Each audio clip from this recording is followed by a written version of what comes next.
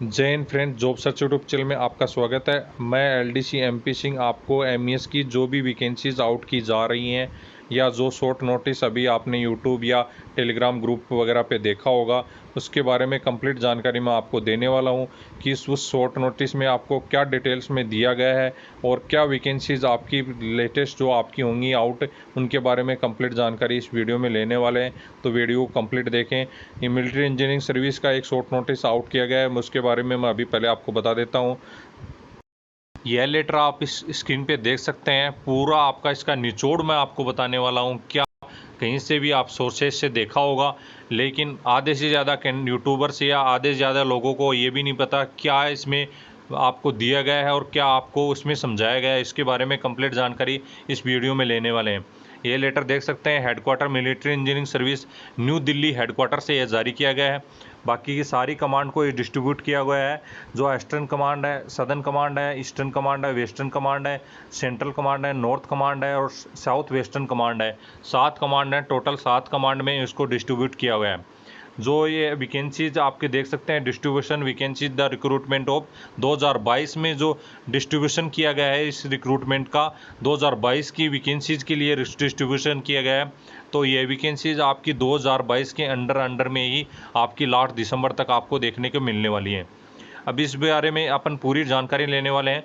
ये आप देख सकते हैं, पहला जो आपका पॉइंट दिया गया है कि जो 2022 में आपकी वैकेंसीज हेडक्वार्टर द्वारा सेंशन कर दी गई हैं, इन वैकेंसी पे कंप्लीट रिक्रूटिंग होगी, जो कि आपके अपेंडिक्स सी में लगाई गई है। लास्ट में आपको अपेंडिक्स सी दिखाऊंगा, जिसमें आपका पूरा डाटा दिया गया है, पद वाइज कितनी वैकेंसी खाली हैं और कौन सी वैकेंसीज पे आपकी वैकेंसीज आउट की जाएंगी। उसके बाद में आप नीचे देख सकते हैं, नीचे जो 2 नंबर का कॉलम दिया गया है, उसमें दिया गया है कि जो नोडल रिस्पॉन्सिबिलिटी रहेगी, जो भी कमांड है उनकी आपकी रिस्पॉन्सिबिलिटी रहेगी रिक्रूटिंग करवाने की। तो आप जो भी कमांड वाइज वैकेंसी निकलने वाली हैं, 2017 में भी ये वैकेंसीज कमांड वाइज ही वैकेंसीज आउट की गई थी, तो आपकी जो वैकेंसीज है कमांड वाइज ही रहने वाली हैं। उसके बाद में तीसरे पॉइंट में आपको समझाया गया है कि यदि आपकी जो प्रोसेस है कंप्लीट जो भी रिक्रूटिंग की, वह कमांड वाइज जो भी आपके जो चीफ इंजीनियर है उनकी रिस्पॉन्सिबिलिटी रहेगी, वहीं पे आपका जो भी वैकेंसीज हैं उनका पूरा आपको यूज करना पड़ेगा। वो ही आपकी पूरी कंप्लीट वैकेंसी का जो भी रिसोर्स हैं वो उपलब्ध करवाएंगे, वहीं से आपकी वैकेंसीज आउट की जाएंगी। उसके बाद में आपका तीसरा पॉइंट, चौथा पॉइंट दिया गया है जो कमांड वाइज के लिए दिया गया है कि आपकी जो भी कमांड है वही आपके जो भी रिजर्वेशन वगैरह से संबंधित डिस्ट्रीब्यूट सब डिस्ट्रीब्यूट आपको करना है।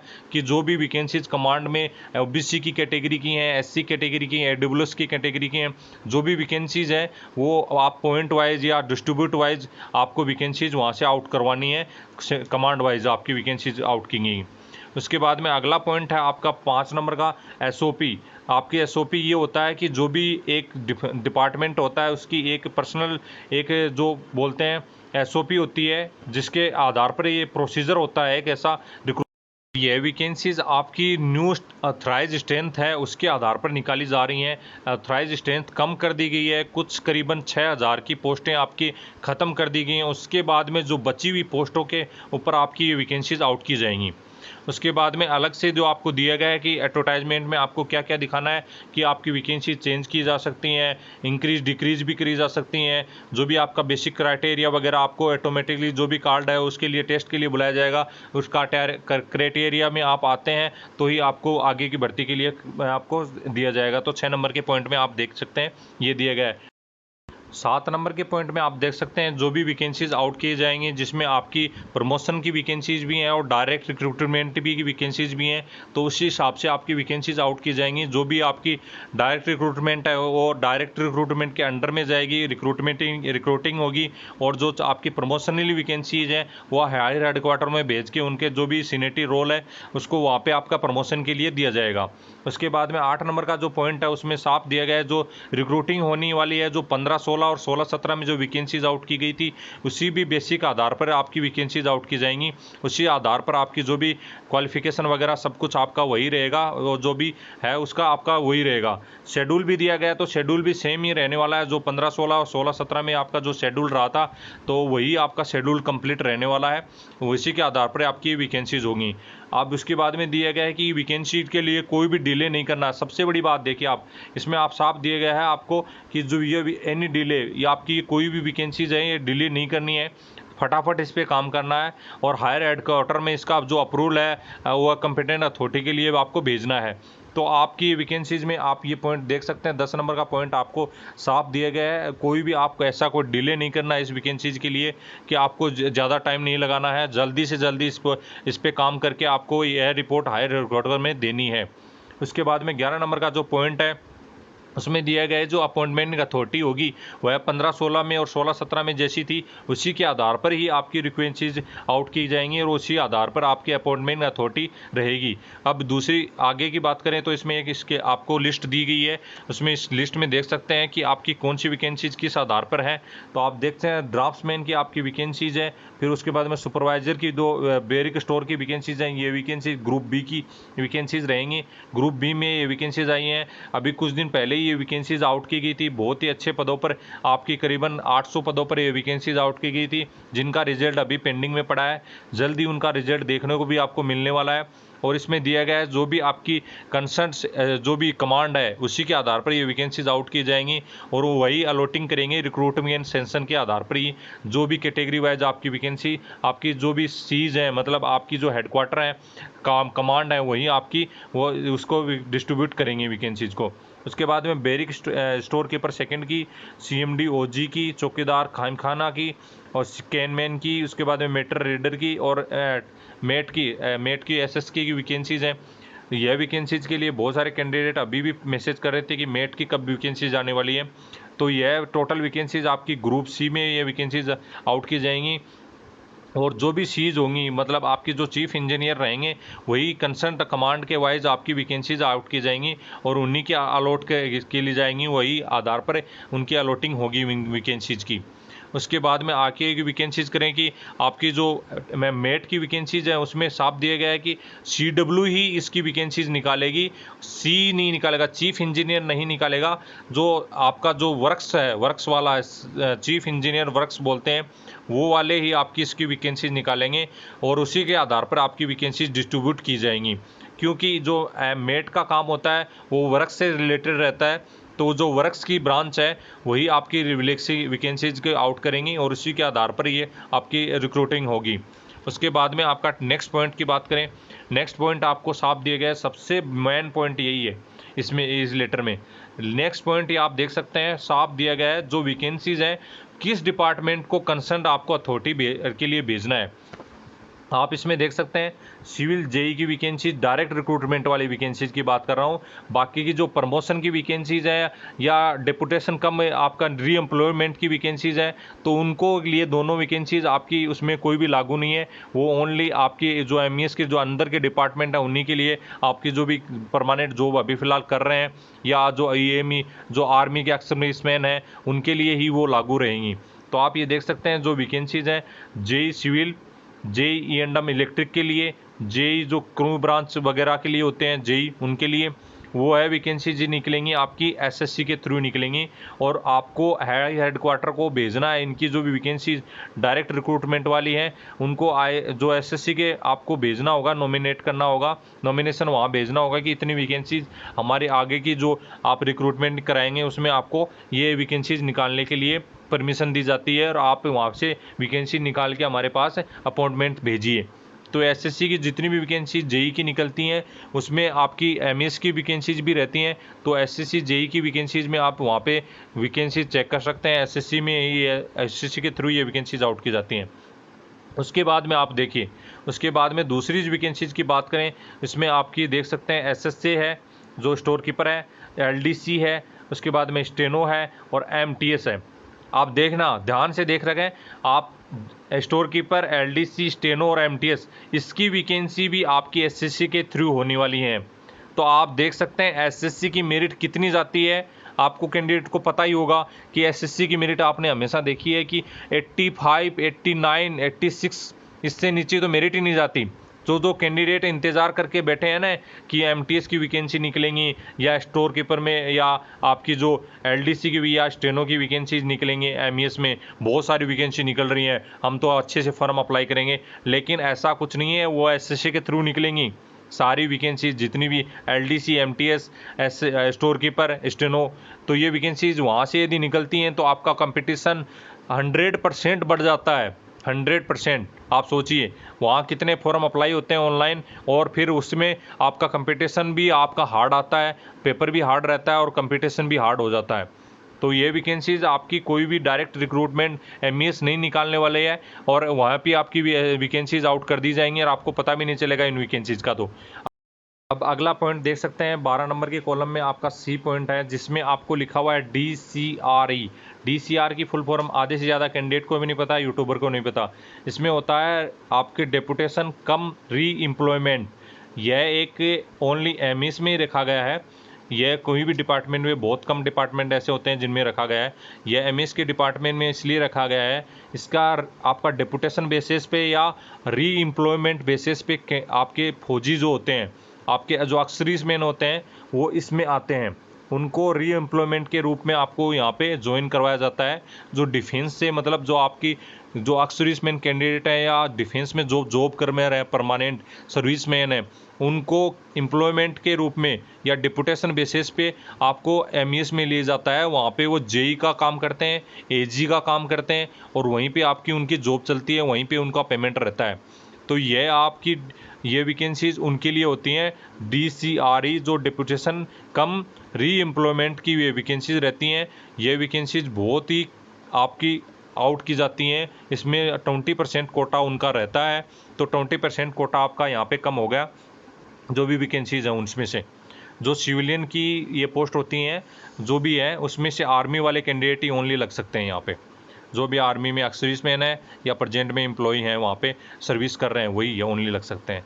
जिसमें आप देख सकते हैं दूसरा आपका प्रमोशनली है। इसमें आपका प्रमोशनली एग्ज़ाम जो लगती है उसमें, या डायरेक्ट आपका जो सीनियरिटी रोल चलता है उसके आधार पर ये वैकेंसीज आउट की जाती हैं। जो DPC बैठती है, प्रमोशनली एग्ज़ाम होती हैं, उनके आधार पर रहती है। जेई की होती हैं जिसमें बैरिक सुपरवाइज़र, डी मेन और अदर प्रमोशनल वैकेंसीज हैं, उसमें आउट की जाती हैं। तो उनके लिए अलग से दिया गया है कि उनका भी कोटा इसमें दिया गया है। वो अपने हायर हेडक्वार्टर में अपनी सीनियरिटी रोल वगैरह भेज के वहाँ पे उनके प्रमोशन के लिए आपकी पूरी कंप्लीट आपकी प्रोसेस करेंगे। उसके बाद में आपका जो ई कॉलम दिया गया है, कंपेंसेशन ग्राउंड पे आपकी वैकेंसीज आउट की जाती हैं। कंपेंसेशन ग्राउंड पे वैकेंसीज वो होती हैं यदि आपका कोई भी डेथ हो गया या किसी को मतलब आपका हैंडीकेप्ट वगैरह हो गया, बिल्कुल ही आप उठ ही नहीं पा रहे हैं, तो उन कैंडिडेट के लिए उनके जो मतलब उनके डिपेंडेंट हैं, उनको आपको कंपेंसेशन ग्राउंड पे आपकी वैकेंसीज निकाली जाती हैं, उनको भर्ती किया जाता है। वह कंपेंसेशन ग्राउंड की वैकेंसीज भी इसमें दी गई हैं। उनके बारे में नीचे मैं आपको अपेंडिक्स में बताऊंगा कि कौन सी वैकेंसीज आपकी किसके आधार पर हैं। तो वह भी आपको हेडक्वार्टर से उसको डन करना पड़ेगा। जो भी पोस्ट है उनको फिलअप करना पड़ेगा, जल्दी ही उनके लिए इंस्ट्रक्शन दिया गया है। उसके बाद में आप जो देख सकते हैं 13 नंबर का कॉलम है, उसमें जो दिया गया है जो सीज हैं कमांड वाइज, आपके जो चीफ इंजीनियर है वो कमांड वाइज NSC आपको दिएंगे। उसी आधार पर आपकी डायरेक्ट रिक्रूटमेंट और ऑल कैटेगरी की ग्रुप C की और ग्रुप B की जो वैकेंसीज हैं वह आपकी आउट की जाएंगी। उसके बाद में आपके दूसरा जो दिया गया है जो डायरेक्ट रिक्रूटमेंट है, उसमें जो डी मैन, ड्राफ्ट्समैन और सुपरवाइजर की जो फाइनल मेरिट लिस्ट है ड्यूली रिकमेंडेड बाई होगी, जो चीफ इंजीनियर से आपकी रिक्रूटमेंट होगी, सबमिटेड हाइड हेडक्वार्टर में अप्रूवल के लिए। मतलब आप दिल्ली हेडक्वार्टर में आपको अप्रूवल करवाना कहाँ पे होगा, रिकमेंडेड कहाँ करेंगे, चीफ इंजीनियर करेंगे, जो कमांड है वो करेंगे, और अप्रूवल करवाने के लिए आपको हायर हेडक्वार्टर में आपको भेजना होगा अपॉइंटमेंट अथॉरिटी के लिए, दिल्ली आपको भेजना होगा। वहाँ से ही आपको प्रमोशन जो भी अपॉइंटमेंट लेटर वहाँ से मिलेगा उनके लिए। उसके बाद में कंपेंसेशन ग्राउंड की वैकेंसीज आप देख सकते हैं, दोबारा से उन्होंने पॉइंट अलग से दिया है। ये ओनली कंपेंसेशन ग्राउंड के लिए वैकेंसीज हैं, उन्हीं के लिए पॉइंट दिया गया है, तो आपके लिए इसमें लागू नहीं होता है। आप नीचे इसमें से आपके उनके सिग्नेचर देख सकते हैं, अफसर के सिग्नेचर दिए गए हैं। जो भी डायरेक्टर है वहाँ का, जो आपका जो SE बैठता है, एजुकेटेड इंजीनियर बैठता है, जो भी है वहाँ का IDS अफसर होता है, वहाँ हेडक्वार्टर में, हायर हेडक्वार्टर में उनके आपके सिग्नेचर दिए गए। और इन्होंने जो भी कंसर्न सेक्शन है, डीपीसी वाला है, जो प्रमोशन वाला है, इवन जो आपका जो भी डीपी से जो कंपेशन ग्राउंड पे वैकेंसी निकलती हैं उनके लिए दिए गया है। और जो आप डीएसआर वैकेंसी, डीसीआर वाली वैकेंसी है, इवन सेक्शन इनका दिया गया है। तीनों सेक्शन को इनको आपको डिस्ट्रीब्यूट किया गया है कि जो भी अपना काम है वो तीनों आप करें जल्दी से जल्दी, और बाकी की कमांड काम करेंगे डायरेक्ट रिक्रूटमेंट पे ओनली। अब जो लास्ट है मेन लिस्ट है वह सबसे बेस्ट है, इसमें जो भी ऑप्शन है उसमें दिए गए हैं उसी के बारे में पूरी जानकारी अपन लेंगे। तो इसमें दिया गया है डिस्ट्रीब्यूशन ऑफ LRS 2022। LRS का अर्थ है लास्ट रिक्रूटमेंट स्ट्रेंथ। LRS का अर्थ ये होता है लास्ट रिक्रूटमेंट स्ट्रेंथ 2022 की आपको उन्होंने सेंशन करके आपको भेज दी गई है। इसी के आधार पर आपको वैकेंसीज निकालनी है। तो इसके अलावा आप कोई सेंशन नहीं की जाई है वैकेंसीज, तो इसी के आधार पर आपको निकाल के भेजनी होंगी। जो भी आपने वहाँ से मांगी गई थी, जो कमांड वाइज वैकेंसीज मांगी गई थी और उन्होंने अपने जो भेजी हैं उसी में वैकेंसीज आपकी सेंड की जाएंगी, उसी के आधार पर आपकी रिक्रूटिंग होगी। आप देख सकते हैं जिसमें वैकेंसीज आउट की गई हैं जेई सिविल की। अब जेई सिविल में आपकी टोटल पोस्ट कितनी है?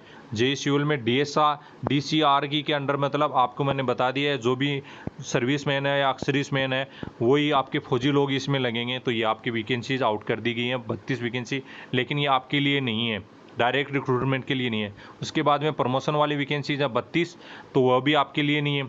डायरेक्ट रिक्रूटमेंट वाली वैकेंसीज हैं और 97, ये जेई सिविल के लिए होंगी और एसएससी के थ्रू होंगी। मैंने बता दिया आपको पहले भी, ये एसएससी के थ्रू आपकी वैकेंसीज होंगी। तो आप एसएससी में कंपटीशन बहुत हाई जाता है, वहाँ से निकलेंगे तो जो भी वैकेंसी होंगी बहुत ही ज़्यादा पढ़ने वाला बंदा चाहिए उसके लिए। तो उसके बाद में जेई इंडम में जो इलेक्ट्रिक वाले होते हैं उनके लिए आप देख सकते हैं DSCR वाले में जो आपके जो भी आपका सर्विसमैन या सर्विसमैन जो फौजी लोग हैं उनके लिए 24 वैकेंसीज। उसके बाद में प्रमोशन वाली वैकेंसीज हैं उसमें 24 वैकेंसीज। जो डायरेक्ट रिक्रूटमेंट SSC के थ्रू निकलेंगे 71 वैकेंसी टोटल हैं, उसमें 71 वैकेंसीज पे आपकी रिक्रूटमेंट होगी। उसके बाद में जेई आपका जो वर्क्स वाले हैं तो उनका आपका है DCR वाले में 6 वैकेंसीज। डायरेक्ट रिक्रूटमेंट पे उन्होंने दिया है 51 वैकेंसीज। और उसके बाद में डायरेक्ट रिक्रूटमेंट डिपार्टमेंटली एग्ज़ाम के लिए थ्रू लगाएंगे आपकी 2 वैकेंसीज। फिर ड्राफ्टमैन की आपकी वैकेंसी DCRE के अंडर में आपकी 15 वैकेंसीज़ हैं। प्रमोशन आपकी 8 वैकेंसीज पे है और डायरेक्ट रिक्रूटमेंट 54 वैकेंसी पे और आपकी वैकेंसीज निकलेंगी। यह वैकेंसीज आपकी कमांड वाइज होंगी, MES करवाएगी। तो यह वैकेंसीज आप देख सकते हैं 54 वैकेंसी जो दी गई हैं इसमें साफ जो 54 वैकेंसी पे आपकी रिक्रूटिंग होगी, वो इसी के आधार पर आपका जो भी रिक्रूटमेंट किया जाएगा। उसके बाद में बैरिक स्टोर की प्रमोशनली 0 है, कोई भी प्रमोशन नहीं होना। डायरेक्ट रिक्रूटमेंट में आपका 1 दिया है, डिपार्टमेंटली रिक्रूटमेंट में भी कोई भी नहीं है। इसके बाद में आप देख सकते हैं स्टोर कीपर की आपकी जो वैकेंसीज है DCRE के अंडर में आपकी वैकेंसी आ जाएंगी 5 और डायरेक्ट रिक्रूटमेंट आपकी जो है उसमें होगा आपके 18 वैकेंसीज। ये कमांड करवाएगी। ये वैकेंसीज आपके लिए इंपॉर्टेंट है, ये वैकेंसीज अच्छी रहेंगी। इसी के लिए आपका जो भी कमांड वैकेंसीज करवाएगी तो आपके लिए बहुत ही अच्छा चांस है, आपको इसमें आपको अप्लाई करना चाहिए और अच्छे से आप तैयारी करेंगे तो इसमें कंपटीशन कम रहेगा। उसके बाद में UDC SSA प्रमोशन के वाइज वैकेंसी 440, बहुत ही अच्छी वैकेंसीज है प्रमोशन वालों के लिए। उसके बाद में जो प्रमोशन क्वालिफाई एग्जाम वालों के लिए 159 वैकेंसी। डायरेक्ट रिक्रूटमेंट में आपकी 68 पोस्ट निकाली जाएंगी जो कि आपकी SSC के थ्रू होंगी। वो कब निकलेंगी? अगली जो SSC की वैकेंसीज आउट होंगी उनमें आपकी निकलेंगी, तो आप इसका इंतज़ार अगली वैकेंसीज के लिए इंतज़ार कर सकते हैं। उसके बाद में LDC JJ की वैकेंसी, DCRE मतलब आपकी जो सर्विसमैन है या सर्विसमैन फौजी लोगों के लिए रहेंगी। उसके बाद में प्रमोशनल एग्ज़ाम है उसमें 33 वैकेंसी रहेंगी।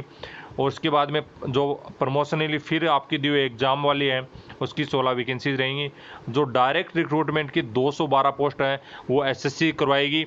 वो आपकी जो आपकी CGL जो CHSL वाली एग्ज़ाम होती है उसमें आपकी ये वैकेंसी डाली जाएंगी। अगली जो SSC की वैकेंसीज निकलेंगी उसमें आपको पता ही है कि हायर एजुकेशन वाली जो वैकेंसीज निकलती हैं SSC में, उसमें आपका पता है कि मेरिट कितना रहता है, बहुत ही ज़्यादा हाई मेरिट रहता है। तो जो SSC के थ्रू कैंडिडेट पास कर सकते हैं वही मेरिट बहुत ही ज़्यादा जाएगी, उसी के अंदर ये वैकेंसी निकलेंगी। आप देख सकते हैं इतने में से ओनली एक वैकेंसीज ऐसी आई है जिसमें आपकी वैकेंसीज इसके थ्रू निकलेगी, MS के थ्रू 18 वैकेंसीज ओनली SKT की। उसमें स्टेनो में आप देख सकते हैं टोटल डायरेक्ट रिक्रूटमेंट में होंगी 19 वैकेंसी, एसएससी निकालेगी, उसमें भी आपकी गई वैकेंसी। अब आई आपके CMD OG की वैकेंसी, ड्राइवर की वैकेंसीज, बहुत ही अच्छी पोस्ट आउट करने वाले हैं। ड्राइवर कैंडिडेट अपने तैयारी और ज़्यादा तेज़ कर दें। 145 पोस्ट पे आपकी वैकेंसीज MES की भर्ती करवाने वाली है। MES इस रिक्रूटमेंट को निकालने वाली है। कंपटीशन बिल्कुल कम रहेगा, पोस्ट भी बहुत अच्छी हैं। तो आप ड्राइवर लोग जो भी आपने ASC में भी देखा होगा 20 नंबर वाले कैंडिडेट भी लग गए हैं, तो ड्राइवर कैंडिडेट जो भी हैं अपनी तैयारी में जुड़ जाएं, और जिसके पास भी लाइसेंस वगैरह है वो अपने जो भी स्किल के लिए या जो भी आप एक्सपीरियंस वगैरह सर्टिफिकेट वगैरह बनवा सकते हैं।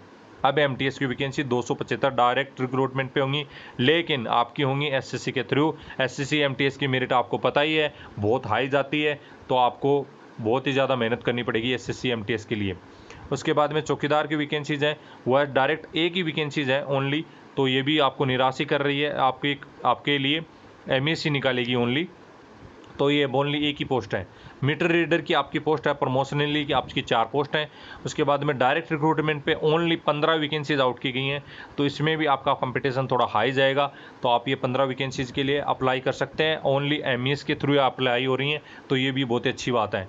फिर कैन मैन के लिए बात की, एक वैकेंसीज ओनली आउट की जा रही है, इसके लिए भी आपका कंपटीशन हाई गएगा। फिर आपकी मेट SS के, अब फिर DCR की आ गई।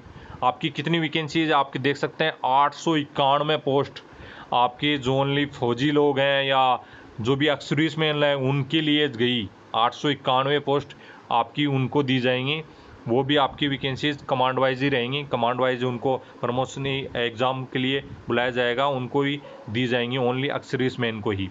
891 पोस्ट बहुत होती हैं। फिर डायरेक्ट रिक्रूटमेंट पे ये आ गई आपकी मेन पोस्ट।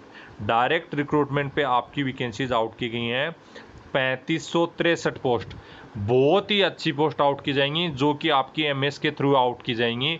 अब कैटेगरी वाइज अब इसका दोबारा से नोटिफिकेशन आएगा, कमांड वाइज वैकेंसीज आउट की जाएंगी। Southern command, eastern command, western command, सब में अलग अलग आपका नोटिफिकेशन आने वाला है। दिसंबर से पहले पहले वैकेंसीज आउट होनी है। इसमें बिल्कुल दिया गया है कि स्ट्रिक्टली की आपकी जो भी प्रोसेस है जल्दी से जल्दी करवाया जाए। यह सबसे बड़ी पोस्ट होंगी 3563 पोस्ट, जो कि ओनली मेट SS के लिए रहेंगी। 2016-17 के बाद में यह सबसे बड़ी भर्ती रहेगी MES की, 3563 पदों पर आपके मेट SSK की। तो जो भी ट्रेड वाले हैं, जो भी ITI किए हुए हैं, उन कैंडिडेट के लिए बहुत ही बड़ी अपॉर्चुनिटी है।